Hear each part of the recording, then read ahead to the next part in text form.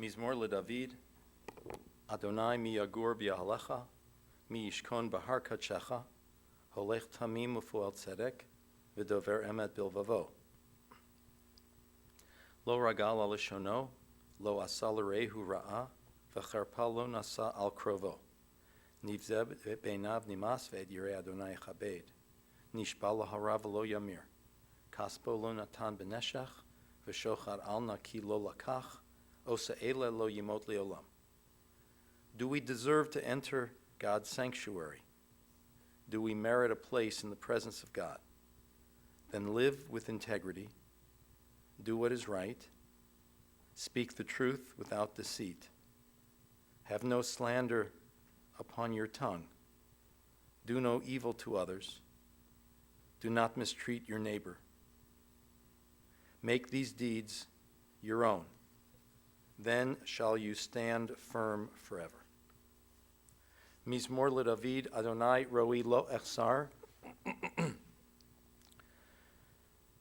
binoteshe yarbitzeni, al mei menuchot yinahaleni, nafshi yeshovev yancheni v'maglei tzedek l'man shemo, gam ki elech b'geit salmavet, lo ira ra, ki ata imadi, shiftecha umishantecha, hema yinachamuni, ta'aroch lefanai sholchan neged sorai, dishanta v'shemen roshi kosi revaya, ach tov v'chesed yirdefuni, kol yemei chayai, v'shavti b'veit Adonai li'orech yamim. She was one of the faces and one of the voices I remember, not from my first year here, but my first week here. Warm and friendly, vibrant. Your mother carried a big smile on her face always had something to say, a welcoming tone and a happy face. She was one of the first faces I would see upon coming to the sisterhood on Tuesdays. She was one of the first faces after Shul on Shabbos. She was always the hostess. What do we call them now? Now at Park Synagogue, we train people to be something called greeters, right? We have a whole program. We have a whole program set up to train people to welcome congregants with a smile and with an inviting demeanor. And we're training these people. Your mom was a greeter before we had any of that program. She could have written the training manual for that program. She didn't need the title and she didn't need the recognition. That was just who she was.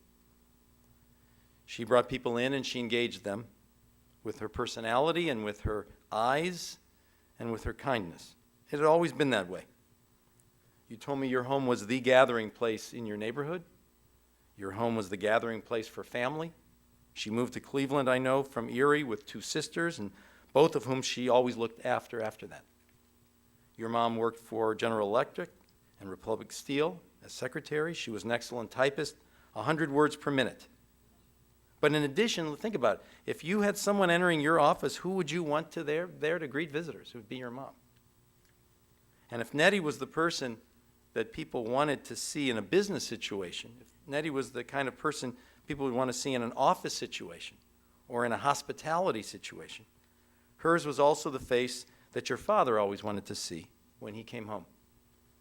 38 years of marriage, and they saw each other as full partners at all times, constant companions, first, last, and every moment in between on a daily basis. They loved doing almost everything together, compatible and devoted and loyal. They went out to movies, shopping, they attended temple together. They never needed more than one car. Why would they? Because they were always in the same car. Car had two seats in front, didn't it? Okay, that's all they needed.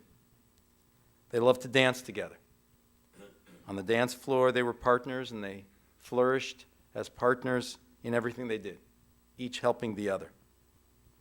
Nettie was a strong woman who was close to her siblings and close to her parents, and ultimately took care of her mom, bringing her home.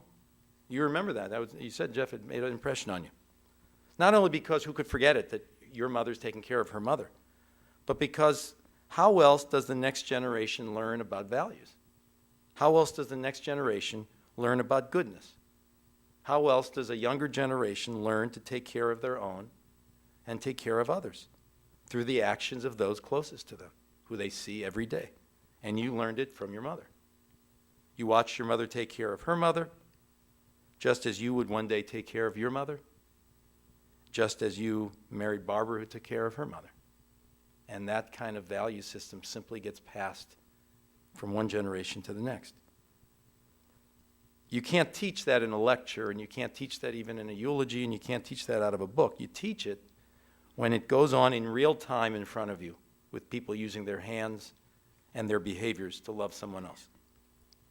And when your father became ill and developed cancer, it was your mother's face that he wanted to see caring for him. She didn't send him elsewhere. She took care of him at home, in his home, in their home, because they were partners. They were partners on the dance floor, and they were partners in sickness, and they were partners in health.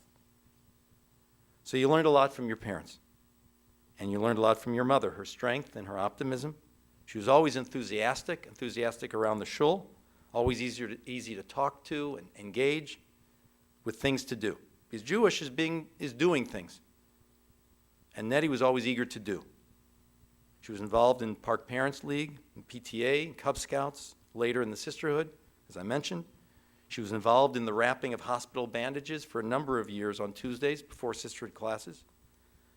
She was a strict parent with hours and with curfew, with homework, with you calling in. Jeff Schneider, you better call in. She stressed education. She stressed hygiene. She stressed kindness.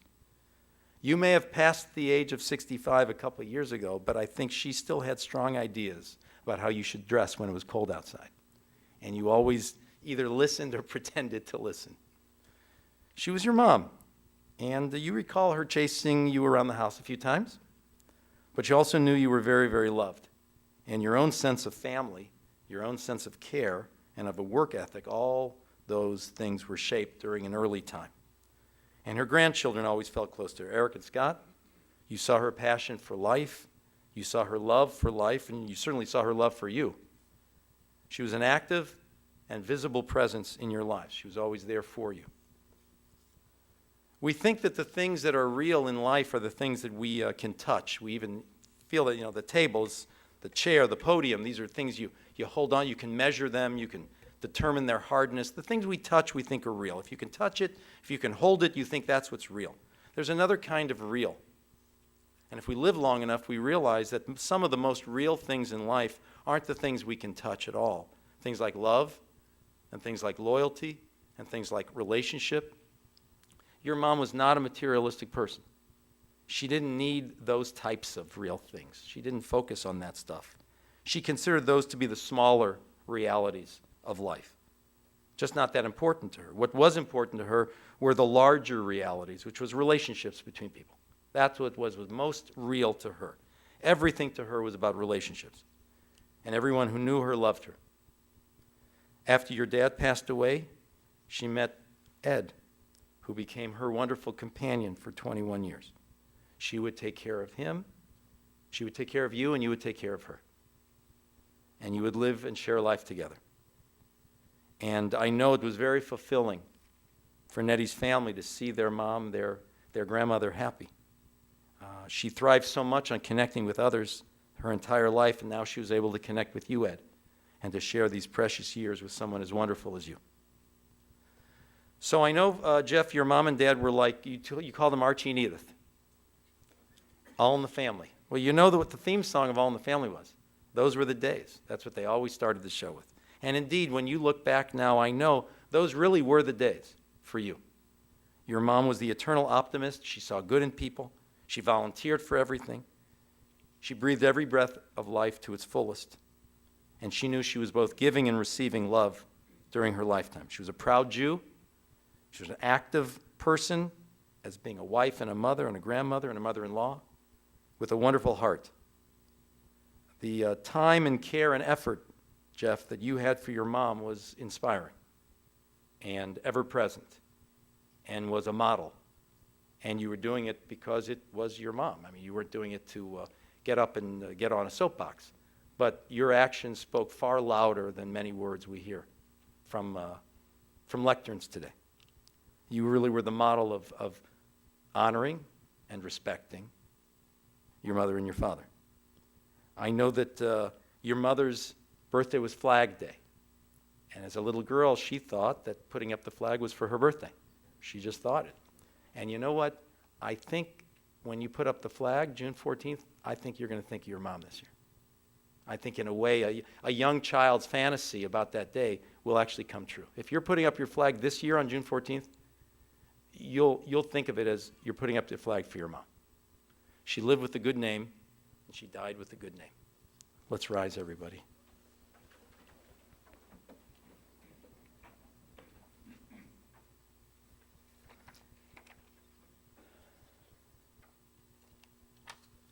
El mole rachamim, shochen bamromim, hametzei menucha nechona, tachat kanfei hashchina, bemalot kedoshim utehorim,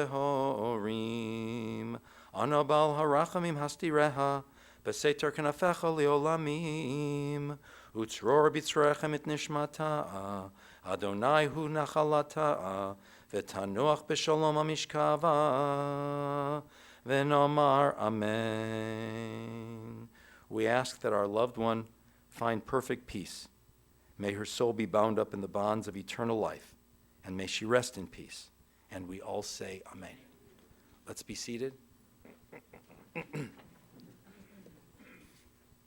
We want to offer our condolences to Jeff and Barbara, to Eric and Scott, to Ed, and we wanted to note that the service, while we're pausing at this time, the service is not completed. We're going to move now to do the burial portion of the service, and that will then be followed by visitation at the residence of the Schneiders, 1866 Aldersgate Drive in Lyndhurst.